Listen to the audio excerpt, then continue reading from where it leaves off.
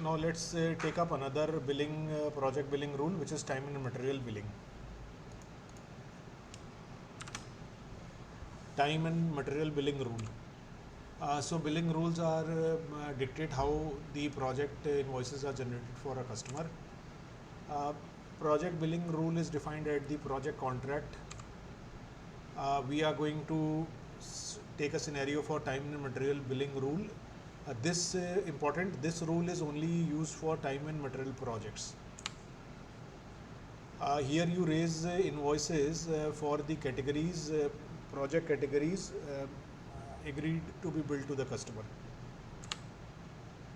So let's take an example. For example, you receive order from a customer to develop some reports.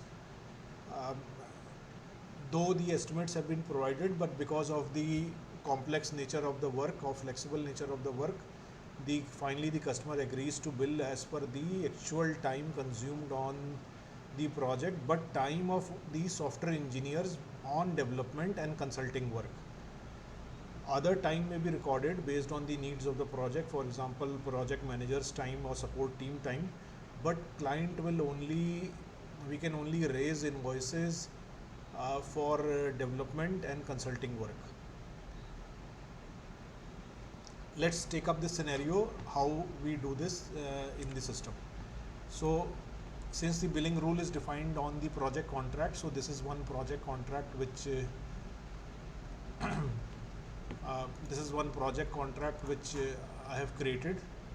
So going to this project contract billing rules, I'll just add a billing rule which is time and material,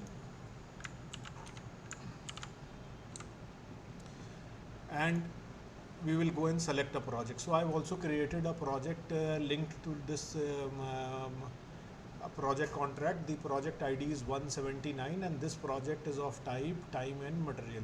So I will quickly go and select this project. Now the features which why this billing rule is used, because we can filter on the transactions which need to be billed to the customer. So coming to chargeable categories, since the customer has agreed to bill for development work and consulting, so these hours or these type of work which will be recorded or consumed on the project, we can raise invoices for these category of work.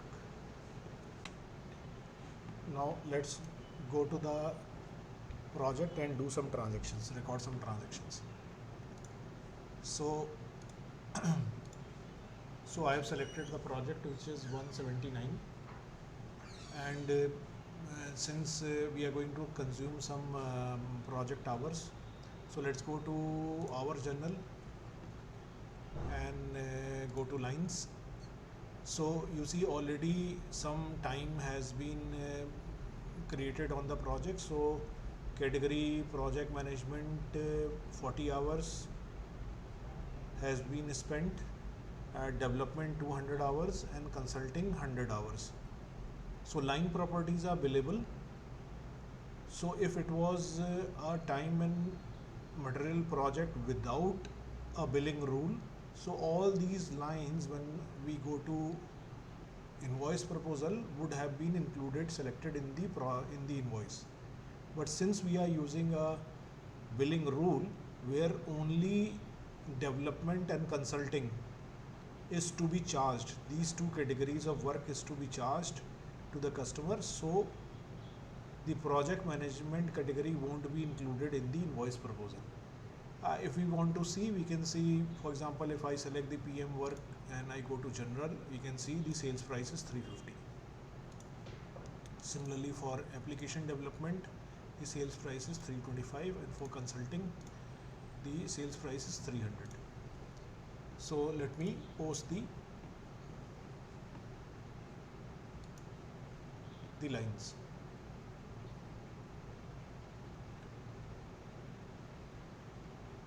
After the lines are posted, we will go to the project contract and start the invoice, generate the invoice for the project. So the lines have been successfully posted. Let me go to the project contract and click on new invoice proposal. So based on the billing rule, which is time and material, rule ID 30, system has filtered and has only selected the time consumed for these two type of project categories which are part of my billing rule, time and material. So this is the advantage of using, or why we use the billing rule. So I'll select these lines and process the invoice. So the total invoice amount is 95,000. So simply I will go and post the invoice.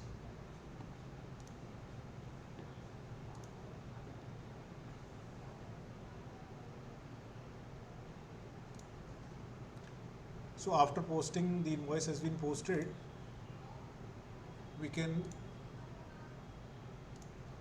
see the, let's say, profit and loss statement.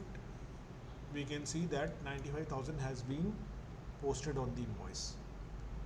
So this is correct.